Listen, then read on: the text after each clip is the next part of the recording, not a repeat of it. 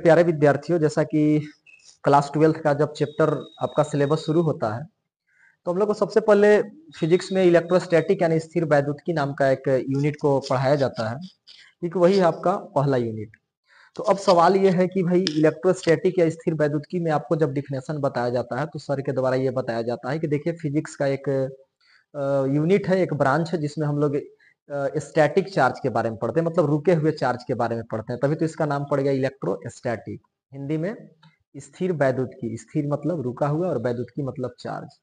लेकिन उसके बाद उसी में आपको यह भी पढ़ाया जाता है कि देखो भाई, जब भी कोई चार्ज, जैसे ये प्लस चार्ज है, तो प्लस चार्ज है तो आपको मालूम है कि अगर प्लस चार्ज कहीं भी रखेंगे तो इसके चारों तरफ एक फील्ड जनरेट हो जाता है, जिसको आप इलेक्ट्रिक फील्ड बोलते हैं। तो ये तो भाई कॉमन चीज होता है। और इलेक्ट्रिक फील्ड किस तरह से जो है चार्ज के साथ जो है कि इंटरेक्ट करता है, ये सब आपने पढ़ा होगा। और आपको ये भी पता है कि जो ये चार्ज है, अगर कहीं पे भी दो चार्ज अगर मान लीजिए हम लोग रखते हैं यहाँ पे, जैसे दो पॉजिटिव चार्ज है, एक ये प्लस चार्ज है आपका और एक ये भी प्लस चार्ज है।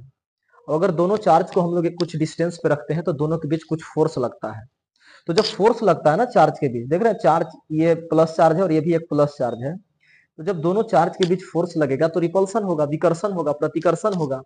और प्रतिकर्षण होगा तो चार्ज तो गति कर जाएगा, यानी चार्ज तो मूव कर जाएगा फोर्स लगने के बाद।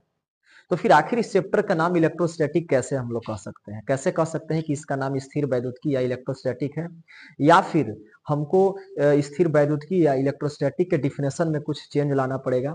आपको इसी का आंसर आज मैं आपसे पूछना चाहता हूं कि जब दो चार्ज के बीच फोर्स लगता है, तो उसके बीच मोशन हो जाता है, गति हो जाता है। क्योंकि अगर गति नहीं होता है तो हम लोग यही बोलते हैं कि जो ऑब्जेक्ट है, वो दोनों ऑब्जेक्ट के बीच कोई नेट फोर्स लगा नहीं। और अगर नेट फोर्स लगा तो उसमें एक्सेलरेशन आएगा। ये तो न्यूटन का सेकंड लॉ भी कहता है भाई। अगर दो ऑब्जेक्ट है, अगर दोनों के बीच कुछ नेट फोर्स लग रहा है, तो दोनों में एक्सेलरेशन आना चाहिए, यानी कि मोशन हो जाना चाहिए, गति हो जाना चाहिए। तब फिर इस यूनिट का नाम, इस चैप्टर का नाम, इस आपका जो जो भी है इकाई का नाम, आखिर स्थिर वैद्युतिकी या इलेक्ट्रोस्टैटिक कैसे हो सकता है? आप कमेंट करके इसका आंसर जरूर दें कि क्या हमें डिफिनेशन में कुछ चेंज लाना होगा, या फिर इलेक्ट्रोस्टैटिक के बारे में जो हम जानते हैं उसमें कुछ अलग से ऐड करना होगा, या फिर जब फोर्स लगने के बाद दोनों चार्ज जब मोशन कर जा रहा है, गति कर जा रहा है, तो आखिर हम इसको इलेक्ट्रोस्टैटिक या स्थिर वैद्युतिकी क्यों कहें? तो कमेंट में इसका आंसर जरूर दें।